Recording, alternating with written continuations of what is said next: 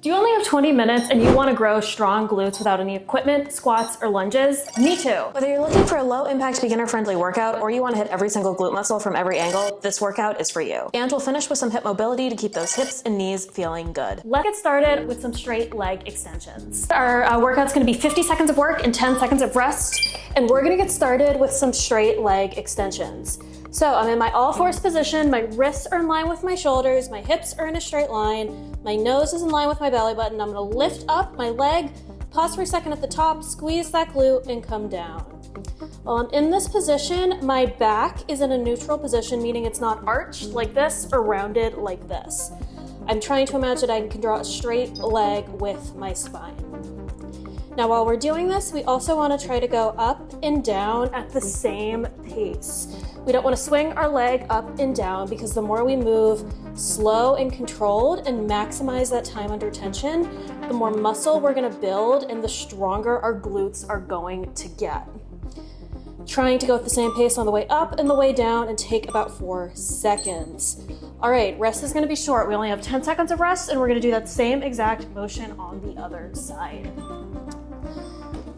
So in my all fours position, I'm gonna stick that right leg up behind me, squeeze at the top and come down.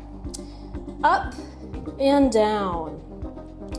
I also wanna try to make sure my knee is at a 90-degree angle so I'm not leaning too far forward or back. To really activate that glute, I am trying to really flex my heel and imagine like it's on a fishing line and somebody's pulling it up really slow.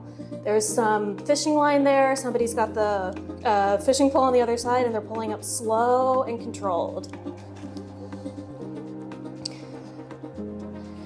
To really make sure you feel it in those glutes and not that lower back, make sure your back is in a neutral position, you're moving slow and controlled, and you're flexing that heel. All right, next we're gonna do a donkey kick, and for the last 20 seconds, we're gonna do pulses. So we're gonna be in our all fours position again, except this time we're gonna keep our leg at that 90-degree position, and we're gonna poke a hole in that ceiling. We're gonna try to keep our shin and our heel in a straight line, and again, we're moving slow and controlled. We're not leaning too far forward, too far back. Our wrists and our shoulder are in a straight line. Keeping that heel flexed, we're poking a hole in the ceiling, right? We're at the last 20 seconds, now we're gonna do pulses. So in pulses, we're moving through that last quarter of the range of motion. And again, we're going slow and controlled. We're not throwing our leg. We're not taking ourselves out of alignment. We're just making sure we don't take a break and lose that time under tension. All right, we're gonna repeat that on the opposite side. Now I'm switching sides here so you can see. If you're doing this along with me at home, you don't have to do that. All right, right leg up. We're gonna poke a hole in that ceiling. Slow and controlled. Our hips are in a straight line. Our shoulders are in a straight line. We're not jerking off to one side or the other. And we're in that last 20 seconds and we're gonna pulse. Or not yet. I should have taken the timer with me. All right, now we're gonna pulse. We're staying in that top quarter of the range of motion. We're flexing that heel towards the ceiling, and we're not letting that glute drop. In these pulses, what I really want you to think about is that I'm not gonna let gravity take control and I'm not gonna put that leg down. It's difficult, but I know you can do it. All right, next we're going to do hip cars, which are hip circles clockwise and counterclockwise. All right, so my shin is in line with my heel. I'm in my good all fours position. I'm gonna rotate out to the side, clockwise and then counterclockwise.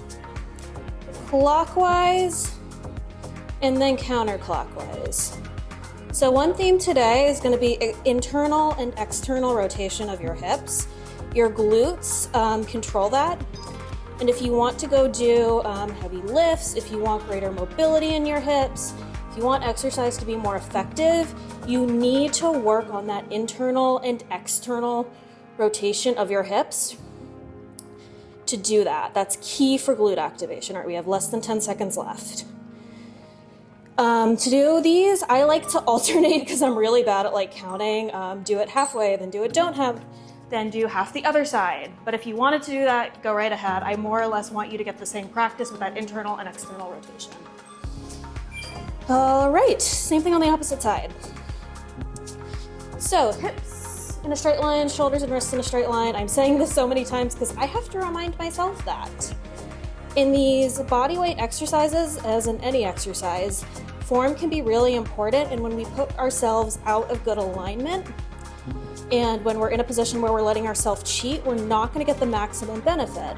So again, if you don't feel this in your glutes, check your form. Check to see if you're like this, or way back here. Because if you're doing that, this is going to become a lower back exercise, this is going to become a quad exercise, it's not going to be a glute exercise.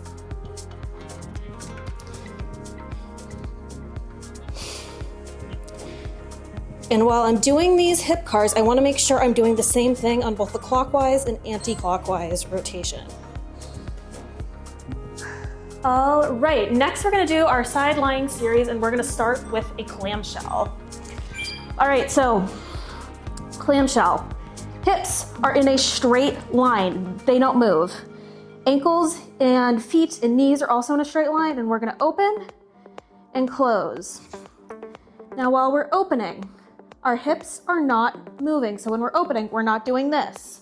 We're not letting one hip point out. We're pointing straight ahead. When you're doing this, you're supposed to feel this in your glute medius muscle or your outer glute or that edge of your hip. This is a muscle that is weak for a lot of people if you sit all day, if you're a runner, if you're a weightlifter, if you do a lot of like jumping, or if you're a volleyball player, like plyometrics. This muscle is very likely weak, and this clamshell exercise is a really good way to help you activate it. All right, we're gonna stay lying on this side, and next we're going to do an elevated clamshell. So same position, hips in a straight line, shins in a straight line, feet and ankles in a straight line, and we're gonna open from this slightly elevated position, and we're opening our hips forward and not up.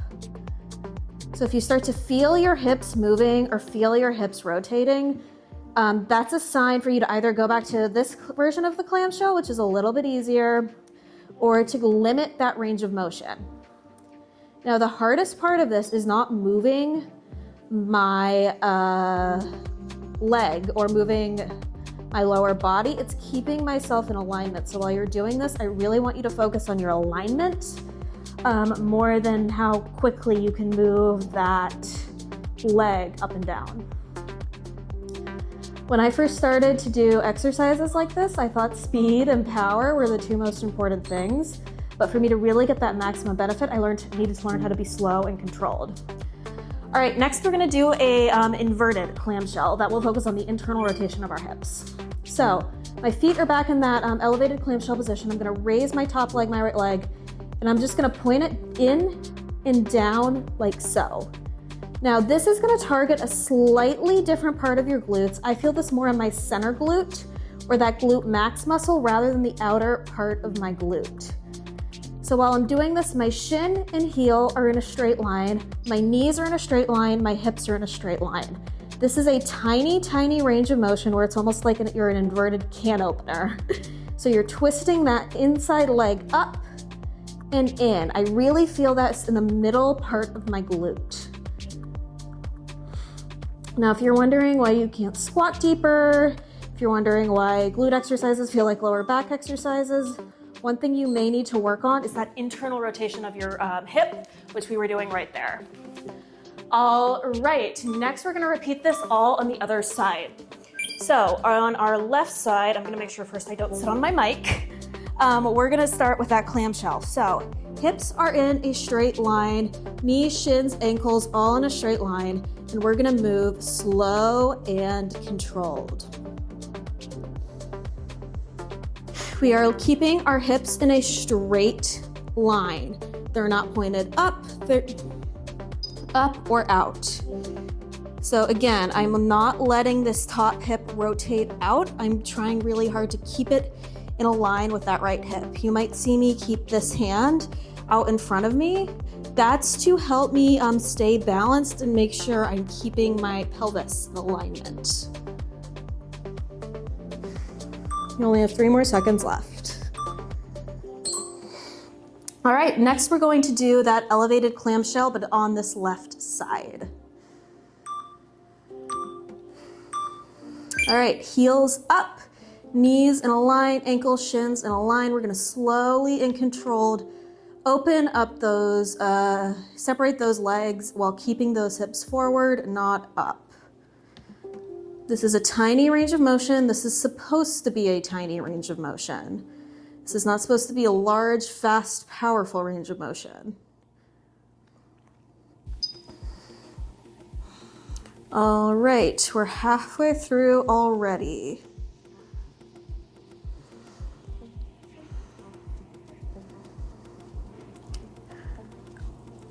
Now, I'm trying to also make sure my knees stay in a straight line while I'm closing them, and that also is gonna mean fighting again to keep those hips in a straight line.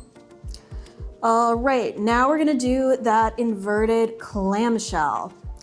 So we're gonna be in that elevated clamshell position. We're gonna lift our left leg up, and we're gonna rotate down and in ever so slightly. We're gonna be fighting to keep that knee, shin, and ankle all in a straight line. And we're just moving through a tiny inverted range of motion here.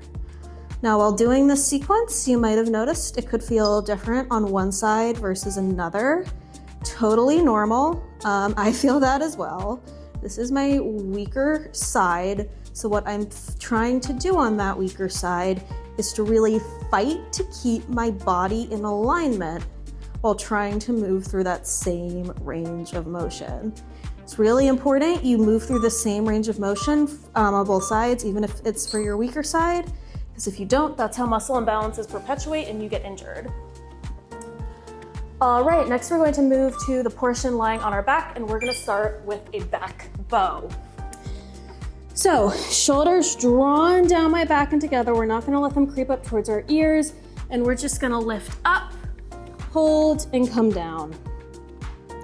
Down our back and together, up, and come down.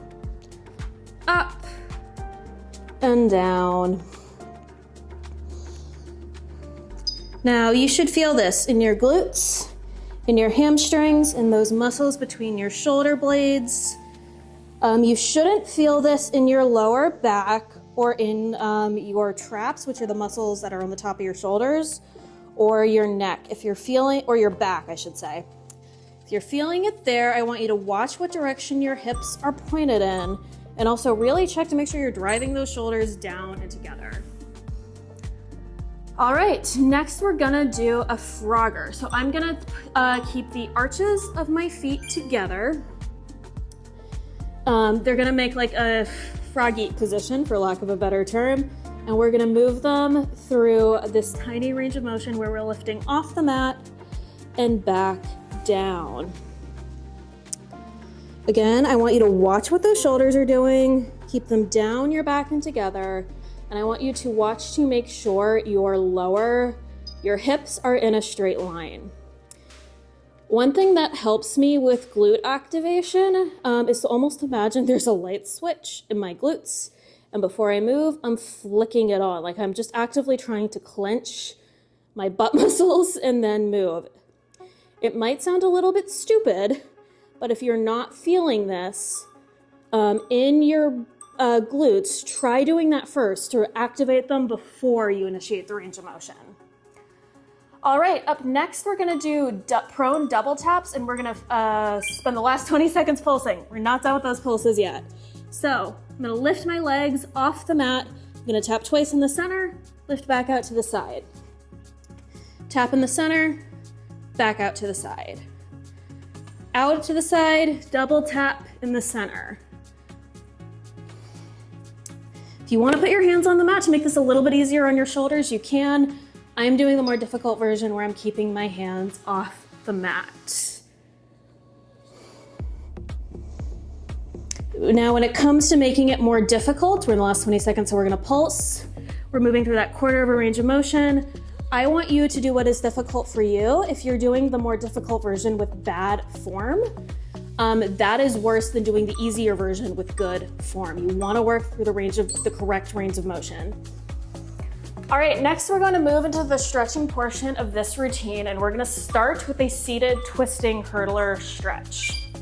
So I'm going to stick my right leg out to the side, my toes are pointed up to the ceiling, lift over with my left hand and grab my opposite toe, or here, or as far as you can twist. So if you want to just stay here, stay here.